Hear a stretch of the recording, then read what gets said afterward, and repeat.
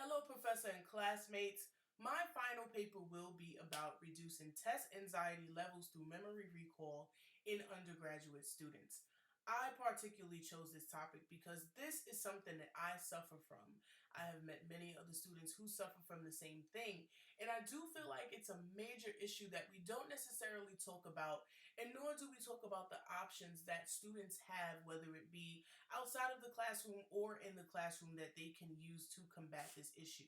So I have geared my hypothesis and my methodology towards helping with this issue, and I will go more into detail about that as we move through the slides.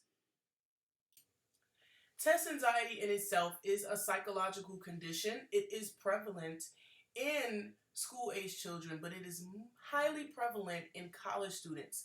We have to understand that college students, like ourselves, are young adults, and on top of the academic workload that we have, we also deal with everyday life, and that could include daily issues, including your job, your social life, peer pressure, family. All of that ties into and becomes an issue on top of our academic workload. One quote in particular that I noted here that I'm going to read to you guys stands true in my opinion. It says, in the context of higher education, tests and evaluative situations are more important tools in the determination of a student's academic and professional future, and thus may contribute to higher levels of stress and anxiety throughout the stages of the examination process. Now, I always considered tests to be not so important in the case of a student within itself, but I also find that it is important, especially to our professor and to our teachers, that we are intaking this information, and it shows when we take these examinations. Particularly with upcoming examination, it requires a lot of our short-term and long-term memory, and it has a lot to do with memorizing information. Test anxiety causes a high degree of stress, and it also can give you a general fear of failing prior to taking exams. And I know sometimes there have been times with us students where we sit there the night before and we cram for a test, and all we can say to ourselves is, oh my God, I am going to fail this exam. That is something that I deal with every single time I know I have an examination coming up. I get the sweats, I start fluttering, and particularly if I'm in a classroom setting, the moment that I see the test paper on my desk, I just start to panic. It's really bad for me, and I'm sure that it is bad for other students out there. Test anxiety is also noted as a form of trait anxiety, and trait anxiety has to do with more of a long-term issue as opposed to a temporary issue at the moment. Now, test anxiety can happen sporadically, but as it is noted as a form of trait anxiety, it can consistently happen over time. Test anxiety also correlates with lower grade point average, and prior research suggests that females do suffer from test anxiety more than males. Now, I'm not entirely sure if that's true, but I do not delve into that particular notion when it comes to my study. Now we're going to talk about memory processes and recall. Now, we talked about the memory process in the beginning of the semester, and it consists of three stages. It consists of encoding. Encoding is how we transform sensory data into a form of mental representation. Storage is how we, of course, store that information into our memory, and retrieval has to do with how we pull out the information that is stored in our memory. The task that I'm going to be using for my project is called free recall. A free recall test requires participants to be read. So, for example, if I am a researcher doing a study, I would want to read a word list to my participants, and I'm expecting them to memorize this word list. And when I cue them in to recall to me the words that I just said, I expect them to say all of the words that I have said but they don't necessarily have to say it in the exact order as I just said. So free recall means saying any given amount of words, memorizing it, and then recalling those words, but it does not have to be in any exact order. It could be in a random order. I am using the free recall task in my study, and I will show you how I'm going to use it in the study in just a few moments. So simply put, for my hypothesis is, does the practice of memory recall tasks help reduce test anxiety levels in undergraduate students? So for my participants, I am using 80 first year undergraduate students. 24 of those students are female and 16 of them are males.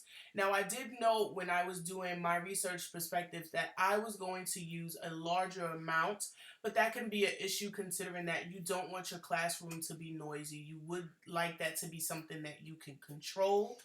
I particularly like small classrooms because it allows me to focus a little bit more, although I do suffer from test anxiety. The age range for my pool of students is 17 to 20 years old, and the mean age for my students are 19 years old.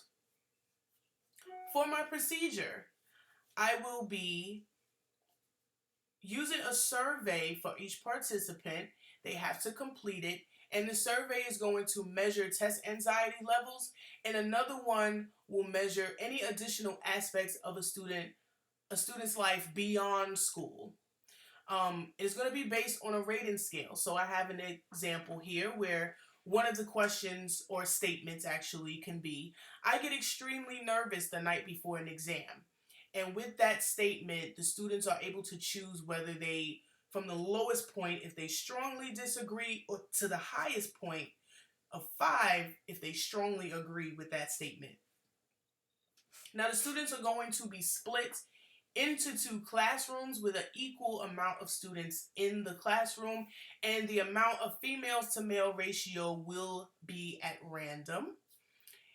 Both of these classrooms will be the same coursework, so it is going to be an introductory English course.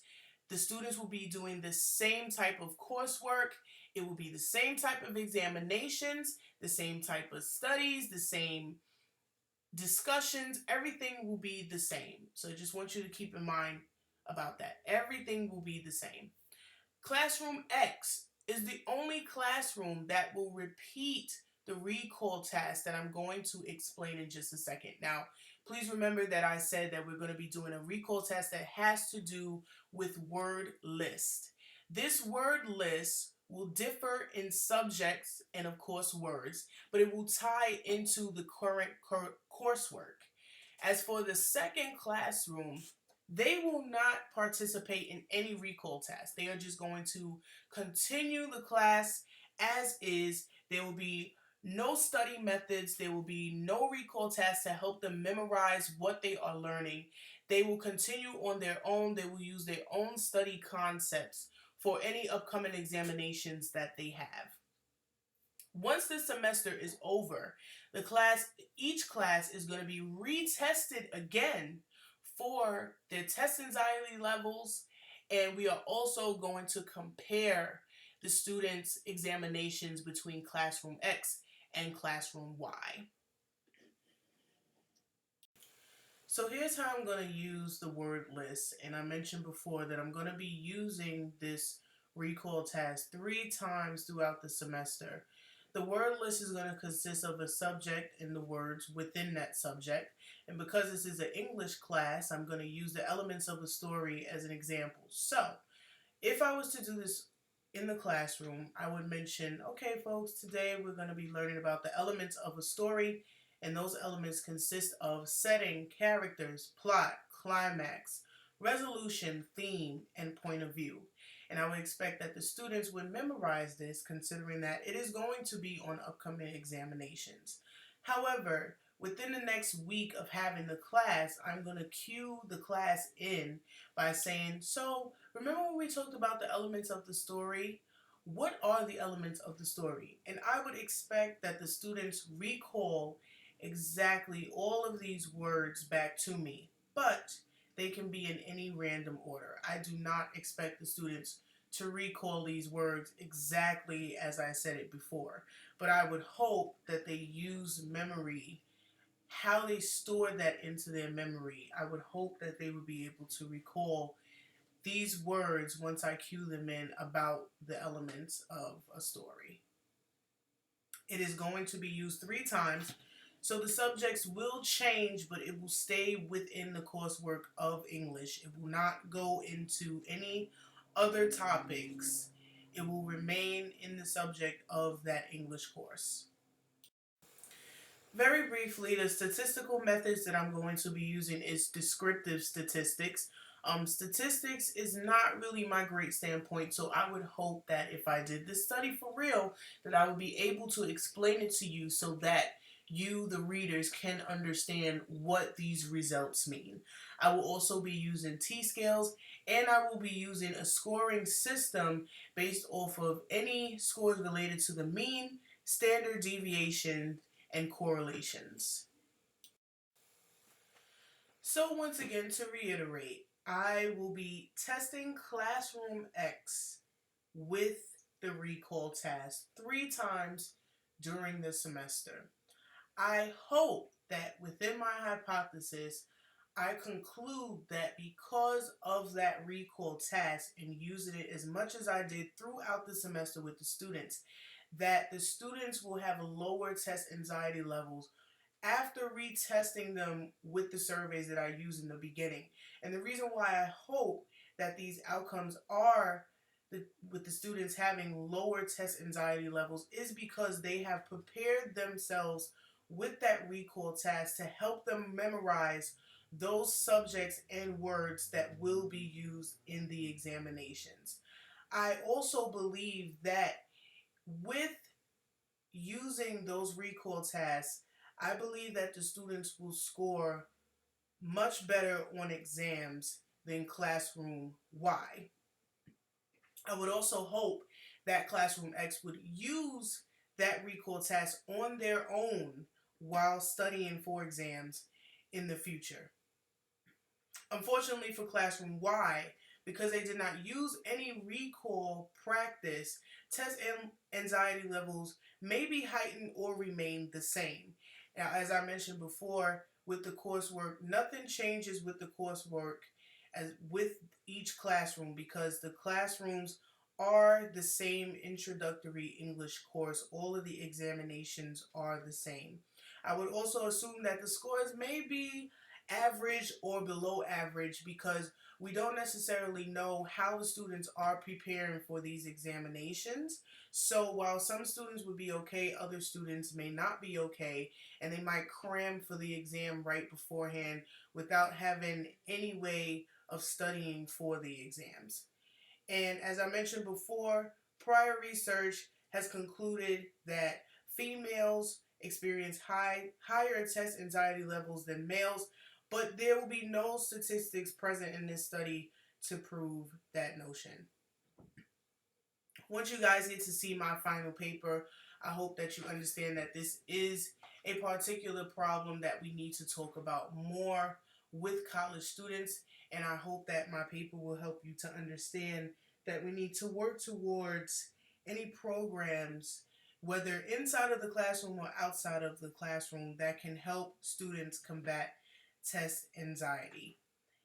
And I hope you enjoyed my presentation. I also look forward to any upcoming final presentations that you guys have.